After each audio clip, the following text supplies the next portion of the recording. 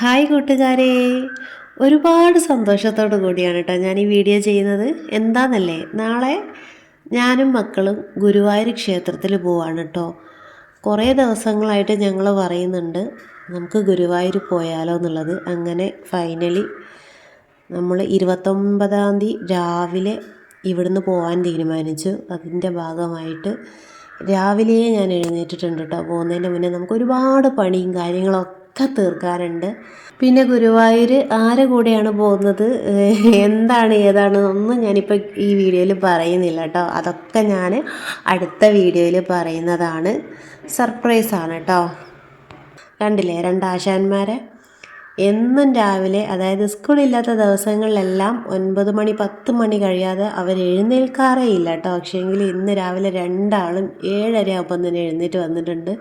ഞാൻ ഇന്നലെ രാത്രിയേ പറഞ്ഞിരുന്നു നിങ്ങളെ കൊണ്ടുപോകണമെങ്കിൽ രാവിലെ എഴുന്നേൽക്കണം, അമ്മയ്ക്ക് കുറച്ച് കാര്യങ്ങളും വീട്ടുപണികളും ഒരുപാട് കാര്യങ്ങളുണ്ട്, അപ്പോൾ അതിലൊക്കെ നിങ്ങൾ രണ്ടാളും കൂടി സഹായിച്ചാലേ നമ്മളെ പണികളൊക്കെ പെട്ടെന്ന് തീരുള്ളൂ എന്ന് പറഞ്ഞു. അതുകൊണ്ട് രണ്ടാളും വേഗം എഴുന്നേറ്റ് വന്നിട്ടുണ്ട് കേട്ടോ. പിന്നെ രാവിലെ അത്യാവശ്യം നല്ല തണുപ്പുണ്ട്, അതുകൊണ്ട് തണുത്ത വെള്ളത്തിൽ അവർ കുളിക്കില്ല. ചൂടുവെള്ളത്തിന് വേണ്ടിയിട്ട് ആ ബക്കറ്റൊക്കെ കൊണ്ടുവച്ച് രണ്ടാളും കാത്തു നിൽക്കുകയാണ്. എവിടെയെങ്കിലും പോയിട്ട് വന്നാൽ ഏറ്റവും വലിയ പണി എന്താണെന്നറിയോ? അലക്കൽ. പോയി വന്നാൽ നമുക്ക് ഒരുപാട് ഡ്രസ്സും കാര്യങ്ങളും അലക്കി വെളുപ്പിച്ചെടുക്കാനുണ്ടാവും. പിന്നെ അതുമാത്രമല്ല, അതാണ് ഏറ്റവും വലിയ ടാസ്ക് അല്ലേ? നമ്മളത് അലക്കി ഉണക്കി മടക്കി അലമാരിയിൽ വെച്ചെങ്കിൽ മാത്രമേ നമുക്കൊരു സമാധാനം കിട്ടുള്ളൂ.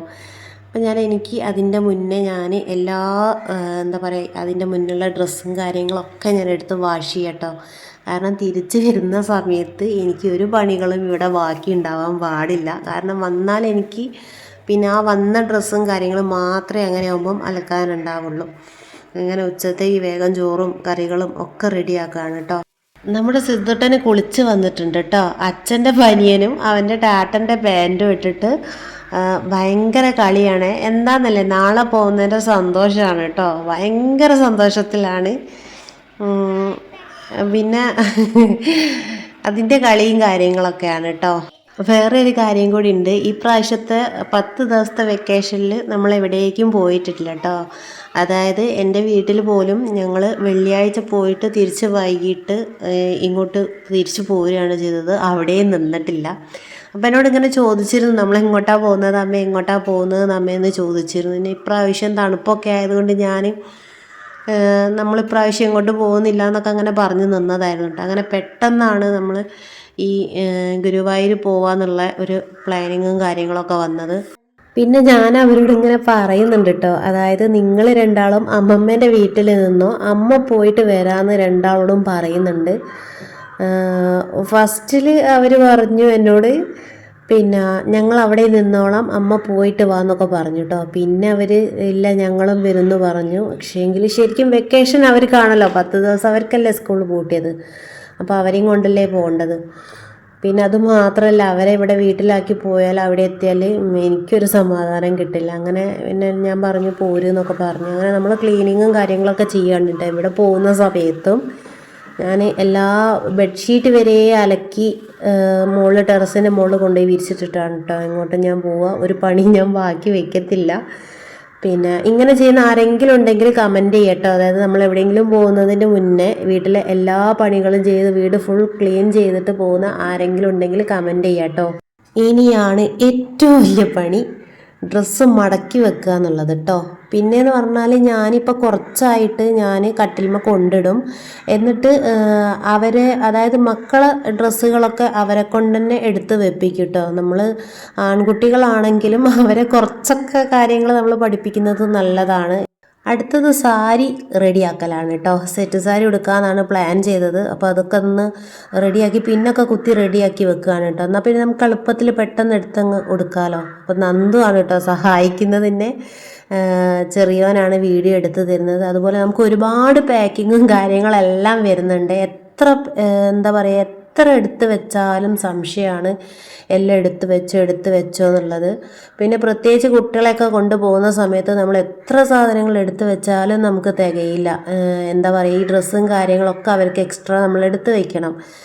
വണ്ടിയിൽ നിന്നൊക്കെ അഥവാ വൊമിറ്റ് ചെയ്യുകയോ കാര്യങ്ങളൊക്കെ ചെയ്താൽ അവരുടെ ഡ്രസ്സിലും കാര്യങ്ങളൊക്കെ ആയാൽ നമ്മൾ എക്സ്ട്രാ കയ്യിൽ കരുതിയിട്ടില്ലെങ്കിൽ നമുക്ക് 8ൻ്റെ പണി കിട്ടും കേട്ടോ. അപ്പോൾ ഞാനിങ്ങനെ ആലോചിക്കുകയാണ്, എന്തോ മറന്നു പോയല്ലോ എന്ന് അങ്ങനെ ആലോചിക്കുകയാണ് കേട്ടോ. കുറേയൊക്കെ ഞാൻ എടുത്ത് വെച്ചിട്ടുണ്ട്. പിന്നെ ഞാൻ ആദ്യം തന്നെ എന്താ ചെയ്ത് വെച്ചതെന്ന് പറഞ്ഞാൽ എനിക്ക് വേണ്ട സാധനങ്ങളെല്ലാം ഞാനൊരു വൈറ്റ് പേപ്പറിൽ ആദ്യം എടുത്ത് വെച്ചു കേട്ടോ. അങ്ങനെ ഒരുവിധമൊക്കെ പാക്കിങ്ങും കാര്യങ്ങളൊക്കെ കഴിഞ്ഞു. പിറ്റേന്ന് രാവിലെ 5:30 ആയപ്പോൾ ഞങ്ങൾ എഴുന്നേറ്റു കേട്ടോ. 5:30ക്ക് ഇതാ ബ്രെഡും ചായയും കുടിക്കുകയാണ്. അങ്ങനെ പോവാൻ റെഡി ആവുകയാണേ. എന്താ പറയുക, ഭയങ്കര സന്തോഷം എന്ന് പറഞ്ഞാൽ ഭയങ്കര സന്തോഷം കേട്ടോ. പോകാനൊക്കെ റെഡിയായി. സമയം 5:45 പിന്നെ മക്കൾ രാവിലെ വേഗം വിളിച്ചപ്പം തന്നെ അവർ എഴുന്നേറ്റു കേട്ടോ. അങ്ങനെ നല്ല തണുപ്പാണ് കേട്ടോ. അപ്പോൾ ഞാൻ മക്കൾക്ക് തൊപ്പിയും കാര്യങ്ങളൊക്കെ എടുക്കുകയാണ്.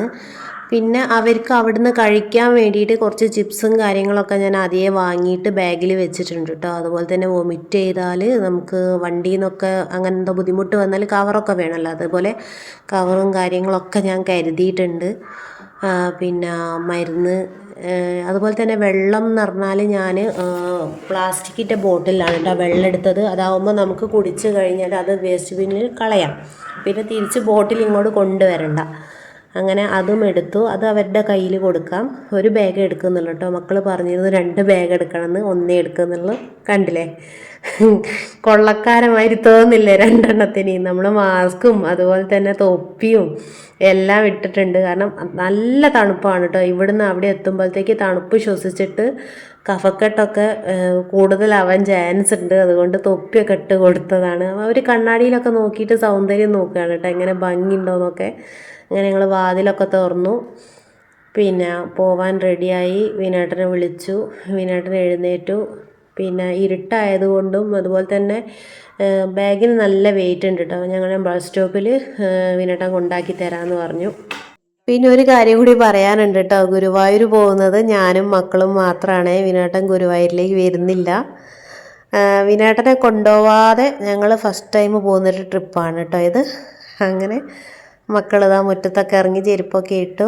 വിനേട്ടനെ വണ്ടിയിൽ നമ്മളെ ബസ് സ്റ്റോപ്പിൽ കൊണ്ടാക്കി തരികയാണ് കേട്ടോ. അങ്ങനെ ഞങ്ങൾക്ക് ബസ് കിട്ടി. KSRTC ആണ് കിട്ടിയത്. ഞങ്ങൾ അവിടുന്ന് നേരെ കോഴിക്കോട് ബസ് സ്റ്റാൻഡിൽ ഇറങ്ങി. അവിടുന്ന് കറക്റ്റ് 7:15 നമുക്ക് ഗുരുവായൂർ ബസ് കിട്ടി കേട്ടോ. ബസ് കാലിയായിരുന്നു. ബസ്സിൽ അങ്ങനെ ആൾ കുറവായിരുന്നു കേട്ടോ, രാവിലെ ആയതുകൊണ്ട്. അങ്ങനെ ഞാൻ കണ്ടക്ടറോട് ചോദിച്ചു നമ്മൾ ഏകദേശം എത്ര ടൈം ആകുമ്പോൾ ഗുരുവായൂർ എത്തുകയെന്ന് ചോദിച്ചപ്പോൾ അവർ പറഞ്ഞു 10:15 എന്നാണ്. പക്ഷേ ഞാൻ വിചാരിച്ചു ഒരു 10:30-11 മണിയാകുമ്പോൾ എത്തുകയെന്ന് വിചാരിച്ചു. പക്ഷേ KSRTC നമ്മളെ പറ്റിച്ചു. കറക്റ്റ് 10 മണിയാകുമ്പം അവർ നമ്മളേതാ ഗുരുവായൂർ ഷോപ്പിൽ കൊണ്ടിറക്കി കേട്ടോ. അങ്ങനെ വിചാരിച്ചതിൽ നേരത്തെ ഞങ്ങൾ ഗുരുവായൂരിലെത്തി കേട്ടോ. ഒരുപാട് സന്തോഷമുണ്ട്. യാതൊരു ബുദ്ധിമുട്ടോ കാര്യങ്ങളോ ഒന്നും ഇല്ലാതെ ഞങ്ങളിവിടെ എത്തിയിട്ടുണ്ട്. അപ്പം അടുത്ത വീഡിയോയിൽ നമുക്ക് ഗുരുവായൂരിലെ വിശേഷങ്ങളെല്ലാം കാണാവേ. ഓക്കെ.